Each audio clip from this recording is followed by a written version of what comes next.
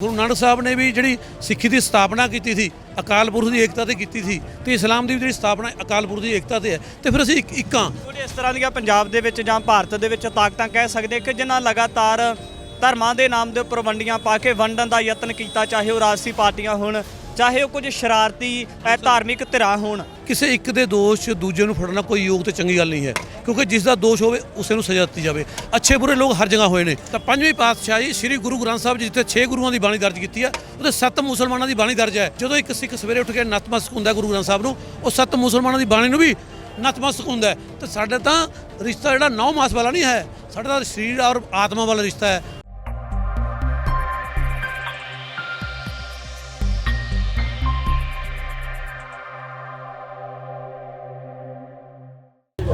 ਗੁਰੂ ਨਾਨਕ ਸਾਹਿਬ ਦਾ 20 ਰੁਪਏ ਦਾ ਲੰਗਰ ਚਲਾਇਆ। ਅੱਜ ਵੀ ਵਿਦੇਸ਼ਾਂ ਦੇ ਵਿੱਚ ਜਿੱਥੇ ਵੀ ਨਾਨਕ ਨਾਮ ਲੇਵਾ ਸਿੱਖ ਸੰਗਤਾਂ ਵਸਦੀਆਂ ਨੇ, ਉੱਥੇ ਲੰਗਰ ਦੀ ਪ੍ਰਥਾ ਚਲਾਈ ਜਾਂਦੀ ਹੈ।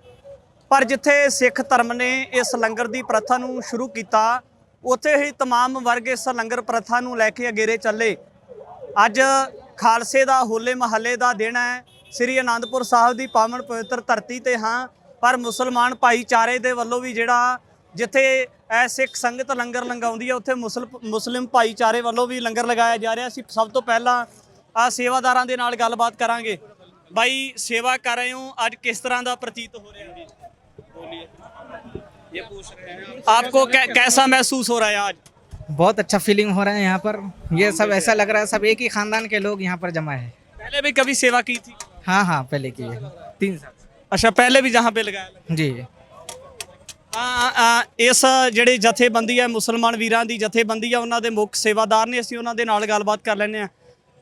ਬਾਈ ਜੀ, ਸਭ ਤੋਂ ਪਹਿਲਾ ਸਵਾਲ ਹੈ, ਇਹ ਜਿਹੜਾ ਲੰਗਰ ਲਗਾ ਰਹੇ ਹੋ, ਕੀ ਸੋਚ ਕੇ ਮਨ ਦੇ ਵਿੱਚ ਕੀ ਖਿਆਲਾਤ ਪੈਦਾ ਹੋਏ ਸੀ ਕਿ ਆਨੰਦਪੁਰ ਸਾਹਿਬ ਜਾ ਕੇ ਲੰਗਰ ਲਗਾਉਣਾ ਚਾਹੀਦਾ, ਜਿਹੜਾ ਖਾਲਸੇ ਦੀ ਭੂਮੀ ਰਹੀ ਹੈ, ਖਾਲਸੇ ਦਾ ਵਾਸੀ ਕਿਹਾ ਜਾਂਦਾ ਕਿ ਖਾਲਸਾ ਇੱਥੋਂ ਦਾ ਵਾਸੀ ਹੈ। ਮਨ ਵਿੱਚ ਕੀ ਖਿਆਲਾਤ ਪੈਦਾ ਹੋਏ? ਸਾਰੀਆਂ ਤਾਰੀਫਾਂ ਉਸ ਰੱਬ ਲਈ ਨੇ ਜਿਹੜਾ ਸਾਰੇ ਜਗ ਦਾ ਸਾਜਨਹਾਰ ਤੇ ਪਾਲਣਹਾਰ ਹੈ। ਉਸ ਇੱਕ ਰੱਬ ਨੂੰ ਹੀ ਵੱਖ-ਵੱਖ ਭਾਸ਼ਾਵਾਂ ਵਿੱਚ ਅੱਲਾ, ਅਕਾਲ ਪੁਰਖ, ਈਸ਼ਵਰ, ਲਾਰਡ ਗੋਡ ਆਦਿ ਨਾਮਾਂ ਦੁਆਰਾ ਯਾਦ ਕੀਤਾ ਜਾਂਦਾ ਹੈ। ਕੁਰਾਨ ਸ਼ਰੀਫ 'ਚ ਇੱਕ ਚੈਪਟਰ ਹੈ ਅਲ ਹੁਜੂਰਾਤ, ਉਹਦੀ ਵਰਸ ਨੰਬਰ ਹੈ 13, ਯਾ ਅਯੁਹਨ ਨਾਸੁ ਇੰਨਾ ਖਲਕਨਾकुम ਮਿਨ ज़करिन व उनसा। ਇਹਦੇ ਵਿੱਚ ਰੱਬ ਦਾ ਫਰਮਾਨ ਹੈ, ਹੇ ਲੋਕੋ, ਹੇ ਇਨਸਾਨੋ, ਅਸੀਂ ਤੁਹਾਨੂੰ ਸਾਰਿਆਂ ਨੂੰ ਇੱਕ ਆਦਮੀ ਅਤੇ ਇੱਕ ਔਰਤ ਤੋਂ ਪੈਦਾ ਕੀਤਾ। ਦੂਜੇ ਸ਼ਬਦਾਂ ਵਿੱਚ ਸਾਡੇ ਸਾਰਿਆਂ ਦੇ ਜਿਹੜੇ ਮੁੱਢਲੇ ਮਾਂ-ਬਾਪ ਨੇ ਉਹ ਇੱਕ ਨੇ। ਇਸ ਲਈ ਸੰਸਾਰ ਦੇ ਸਾਰੇ ਲੋਕ, ਚਾਹੇ ਉਹ ਕਿਸੇ ਵੀ ਧਰਮ, ਕੌਮ ਜਾਂ ਇਲਾਕੇ ਨਾਲ ਸੰਬੰਧ ਰੱਖਦੇ ਨੇ, ਉਹ ਆਪਸ ਵਿੱਚ ਭਰਾ ਨੇ। ਗੁਰਬਾਣੀ ਦਾ ਵੀ ਇਹੀ ਫਰਮਾਨ ਹੈ। ਗੁਰੂ ਗ੍ਰੰਥ ਸਾਹਿਬ ਪ੍ਰਭਾਤੀ ਅੰਗ 1349 ਤੇ ਅਵਲ ਅੱਲਾ ਨੂਰ ਉਪਾਇਆ ਕੁਦਰਤ ਕੇ ਸਭ ਬੰਦੇ, ਏਕ ਨੂਰ ਤੇ ਸਭ ਜਗ ਉਪਜਿਆ, ਕੌਣ ਭਲੇ ਕੋ ਮੰਦੇ।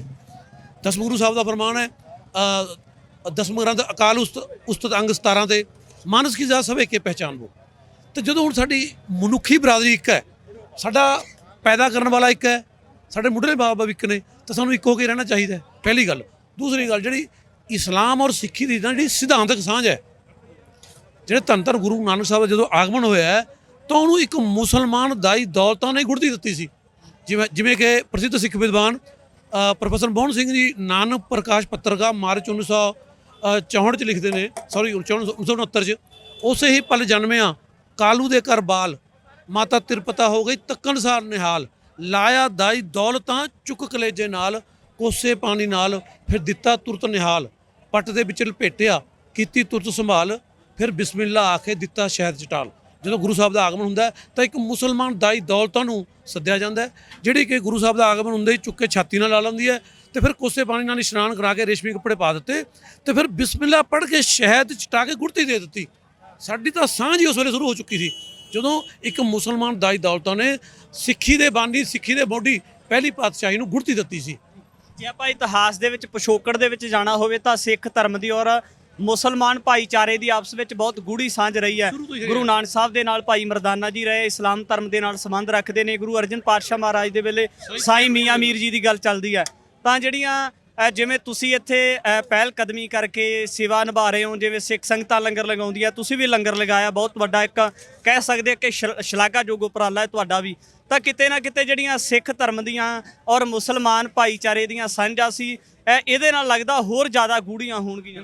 ਦੇਖੋ, ਵੈਸੇ ਤਾਂ ਕੂੜ ਨਿਖੱਟੇ ਨਾਨਕਾ ਉੜਕ ਸੱਚ ਰਹੀ, ਕੁਝ ਸ਼ਰਾਰਤੀ ਅਨਸਰਾਂ ਨੇ, ਕੁਝ ਫੁੱਟਪਾਊ ਤਾਕਤਾਂ ਨੇ ਝੂਠ ਨਾਲ ਸੱਚ ਨੂੰ ਦਬਾਉਣ ਦੀ ਕੋਸ਼ਿਸ਼ ਕੀਤੀ ਹੈ, ਪਰ ਸੱਚ ਨੂੰ ਦਬਾਇਆ ਨਹੀਂ ਜਾ ਸਕਦਾ, ਮਿਟਾਇਆ ਨਹੀਂ ਜਾ ਸਕਦਾ। ਕੁਝ ਦੇਰ ਵਾਸਤੇ ਤੁਸੀਂ ਕੁਝ ਸਮੇਂ ਵਾਸਤੇ ਉਹਨੂੰ ਝੂਠ ਨਾਲ ਦਬਾ ਜ਼ਰੂਰ ਸਕਦੇ ਹੋ, ਜਿਵੇਂ ਗੁਰੂ ਨਾਨਕ ਨੇ ਕੂੜ ਨਖੱਟੇ ਨਾਨਕਾ ਓੜਕ ਸੱਚ ਰਹੀ, ਅਖੀਰ ਨੂੰ ਜਿੱਤ ਸੱਚ ਦੀ ਹੁੰਦੀ ਹੈ। ਅਸੀਂ ਪਹਿਲਾਂ ਵੀ ਇੱਕ ਥੇ, ਅੱਜ ਵੀ ਇੱਕਾਂ ਤੇ ਅੱਗੇ ਨੂੰ ਵੀ ਇੱਕ ਹੀ ਰਹਾਂਗੇ, ਕਿਉਂਕਿ ਸਾਡੇ ਦੋਹਾਂ ਦੀ ਜਿਹੜੇ ਮੁੱਢਲਾ ਵਿਸ਼ਵਾਸ ਹੈ, ਪਹਿਲਾ ਜਿਹੜਾ ਸਿਧਾਂਤਕ ਸਾਂਝ ਹੈ, ਇੱਕ ਰੱਬ ਦੀ ਗੱਲ ਕੀਤੀ ਗਈ ਹੈ।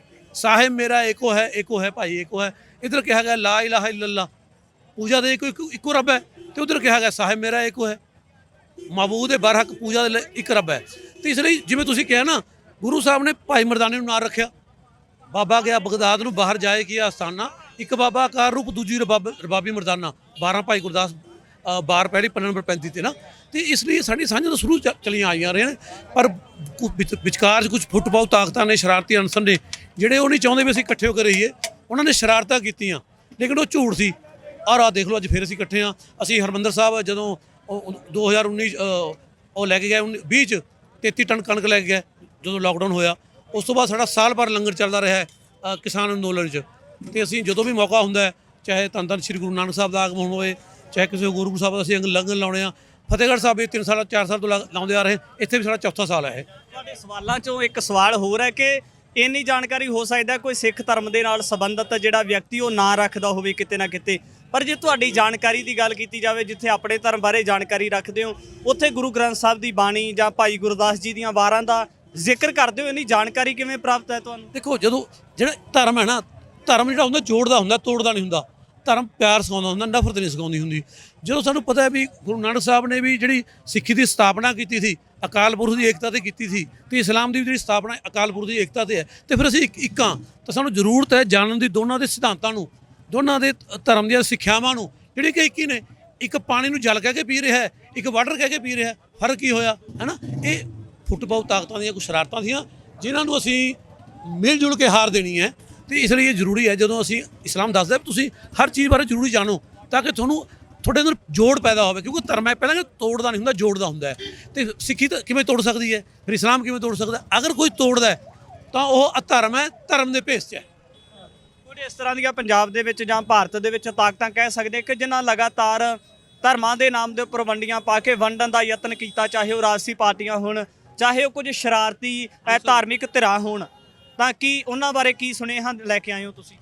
ਦੇਖੋ, ਗੁਰੂ ਸਾਹਿਬ ਦਾ ਫਰਮਾਨ ਹੈ, 5ਵੀਂ ਪਾਤਸ਼ਾਹੀ ਦਾ, ਆਸਾ ਮੁਹੱਲਾ ਪਹਿਲਾ ਆਸਾ ਮੁਹੱਲਾ 5ਵਾਂ, ਅੰਗ 407। ਇਹ ਕਰ ਕਰੇ ਸੋ ਇਹ ਕਰ ਪਾਏ, ਕੋਈ ਨਾ ਪਕੜੀਏ ਕਿਸੇ ਥਾਏ। ਕਿਸੇ ਇੱਕ ਦੇ ਦੋਸ਼ ਦੂਜੇ ਨੂੰ ਫੜਨਾ ਕੋਈ ਯੋਗ ਤੇ ਚੰਗੀ ਗੱਲ ਨਹੀਂ ਹੈ, ਕਿਉਂਕਿ ਜਿਸ ਦਾ ਦੋਸ਼ ਹੋਵੇ ਉਸੇ ਨੂੰ ਸਜ਼ਾ ਦਿੱਤੀ ਜਾਵੇ। ਅੱਛੇ ਬੁਰੇ ਲੋਕ ਹਰ ਜਗ੍ਹਾ ਹੋਏ ਨੇ, ਲੇਕਿਨ ਉਹ ਸ਼ਰਾਰਤੀ ਅਨਸਰ ਨੇ ਨਾ, ਉਹ ਉਹਨਾਂ ਚੀਜ਼ਾਂ ਨੂੰ ਜਿਹੜੇ ਮਾੜੇ ਲੋਕਾਂ ਨੂੰ ਅੱਗੇ ਰੱਖ ਕੇ ਕੰਮ ਕਰਨ ਦੀ ਕੋਸ਼ਿਸ਼ ਕਰਦੇ ਨੇ। ਤੇ ਅਸੀਂ ਉਹ ਦੱਸਣਾ ਵੀ ਅਸੀਂ ਜੇ 5-7 ਬੁਰੇ ਵੀ ਹੋਏ ਨੇ, ਕਿਉਂਕਿ ਹਾਕਮ ਦਾ ਕੋਈ ਧਰਮ ਨਹੀਂ ਹੁੰਦਾ, ਤਾਂ ਉਹ ਜਿਹੜੀ ਸਾਰੀ ਲਿਸਟ ਹੈ ਭਾਈ ਮਰਦਾਨੇ ਤੋਂ ਸ਼ੁਰੂ ਹੁੰਦੀ ਹੈ, ਗਨੀ ਖਾਨ, ਨਬੀ ਖਾਨ, ਕੋਟਲਾ ਨਿਹੰਗ ਖਾਨ, ਮੁਮਤਾਜ਼ ਮਹਿਲ, ਉਹ ਕਿੱਧਰ ਗਏ? ਜੇ ਇਹ ਚੀਜ਼ ਹੁੰਦੀ ਤਾਂ 5ਵੀਂ ਪਾਤਸ਼ਾਹੀ ਸ੍ਰੀ ਗੁਰੂ ਗ੍ਰੰਥ ਸਾਹਿਬ ਜੀ, ਜਿੱਥੇ 6 ਗੁਰੂਆਂ ਦੀ ਬਾਣੀ ਦਰਜ ਕੀਤੀ ਹੈ, ਉਹਦੇ 7 ਮੁਸਲਮਾਨਾਂ ਦੀ ਬਾਣੀ ਦਰਜ ਹੈ। ਜਦੋਂ ਇੱਕ ਸਿੱਖ ਸਵੇਰੇ ਉੱਠ ਕੇ ਨਤਮਸਤਕ ਹੁੰਦਾ ਗੁਰੂ ਗ੍ਰੰਥ ਸਾਹਿਬ ਨੂੰ, ਉਹ 7 ਮੁਸਲਮਾਨਾਂ ਦੀ ਬਾਣੀ ਨੂੰ ਵੀ ਨਤਮਸਤਕ ਹੁੰਦਾ ਹੈ। ਤੇ ਸਾਡੇ ਤਾਂ ਰਿਸ਼ਤਾ ਜਿਹੜਾ 9 ਮਾਸ ਵਾਲਾ ਨਹੀਂ ਹੈ, ਸਾਡਾ ਤਾਂ ਸਰੀਰ ਔਰ ਆਤਮਾ ਵਾਲਾ ਰਿਸ਼ਤਾ ਹੈ। ਨੌਹਾਂ ਨੂੰ ਮਾਸ ਨਾਲੋਂ ਵੱਖ ਕੀਤਾ ਜਾ ਸਕਦਾ ਹੈ, ਸਰੀਰ ਤੋਂ ਆਤਮਾ ਨੂੰ ਵੱਖ ਨਹੀਂ ਕੀਤਾ ਜਾ ਸਕਦਾ। ਬਹੁਤ ਸ਼ਲਾਘਾਯੋਗ ਉਪਰਾਲਾ ਹੈ ਨੌਜਵਾਨ ਵੀਰਾਂ ਦਾ, ਔਰ ਮੁਸਲਮਾਨ ਜਿਹੜੇ ਵੀਰ ਵੱਡੀਆਂ ਸੇਵਾਵਾਂ ਨਿਭਾ ਰਹੇ ਨੇ, ਨਾਲ ਹੀ ਸਿੱਖ ਧਰਮ ਬਾਰੇ ਵੀ ਬਹੁਤ ਵੱਡੀ ਜਾਣਕਾਰੀ ਰੱਖਦੇ ਆ। ਕਿਤੇ ਨਾ ਕਿਤੇ ਇਹ ਜਿਹੜੀਆਂ ਅਜਿਹੀਆਂ ਸ਼ਖਸੀਅਤਾਂ ਨੇ ਸਾਡੇ ਵਾਸਤੇ ਪ੍ਰੇਰਨਾ ਸਰੋਤ ਹੈ, ਕਿਉਂਕਿ ਗੁਰੂ ਨਾਨਕ ਦੀ ਸਿੱਖੀ ਸਿਖਾਉਂਦੀ ਹੈ ਕਿ ਜਿੱਥੇ ਤੁਸੀਂ ਆਪਣੇ ਬਾਰੇ ਜਾਣਨਾ ਹੈ, ਆਪਣੇ ਪਿਛੋਕੜ ਬਾਰੇ ਜਾਣਨਾ ਹੈ, ਉੱਥੇ ਭਵਿੱਖ ਦੇ ਵਿੱਚ ਜਿਹੜਾ ਤੁਸੀਂ ਹੋਰਨਾਂ ਧਰਮਾਂ ਬਾਰੇ ਚੰਗੀ ਜਾਣਕਾਰੀ ਲੈ ਕੇ ਚੰਗੇ ਇਨਸਾਨ ਕਿਵੇਂ ਬਣਨਾ ਹੈ, ਇਨਸਾਨੀਅਤ ਗੁਰੂ ਨਾਨਕ ਪਾਤਸ਼ਾਹ ਮਹਾਰਾਜ ਜੀ ਦਾ ਫਲਸਫਾ ਸਿਖਾਉਂਦਾ ਹੈ। ਤਾਂ ਮੁਸਲਮਾਨ ਵੀਰਾਂ ਦੇ ਨਾਲ ਗੱਲਬਾਤ ਕੀਤੀ ਹੈ, ਬਹੁਤ ਸ਼ਲਾਘਾਯੋਗ ਉਪਰਾਲਾ ਹੈ। ਆਉਣ ਵਾਲੇ ਸਮੇਂ ਦੇ ਵਿੱਚ ਇਸ ਤਰ੍ਹਾਂ ਦੀਆਂ तमाम ਸ਼ਖਸੀਅਤਾਂ ਨੂੰ ਲੈ ਕੇ ਤੁਹਾਡੇ ਦਰਮਿਆਨ ਹਾਜ਼ਰ ਹੋਵਾਂਗੇ। ਧੰਨਵਾਦ।